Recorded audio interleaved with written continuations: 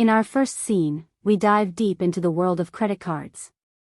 We will be talking about what credit cards are, their functions, and why they are a key tool in financial management. From their benefits such as credit history building to their potential pitfalls like high interest rates, we will provide you with a comprehensive overview.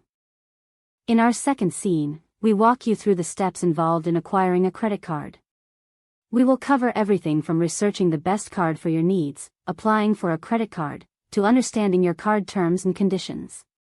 This step-by-step guide ensures you're fully aware of what you're signing up for.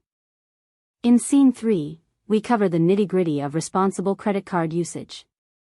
Here you'll gain insights on timely bill payment, maintaining your credit balance, using only a fraction of your credit limit, and other crucial habits to adopt in your journey to financial freedom. Remember, the key to using a credit card wisely is discipline. In our fourth scene, we look into managing debt. We cover how to take control when you've gone overboard with your credit card spending and provide practical solutions like devising a payment plan and methods to minimize your interest payment. It's all about climbing out of the credit card debt trap. In our final scene, we bring it all together to highlight how responsible credit card usage can contribute positively to your financial journey.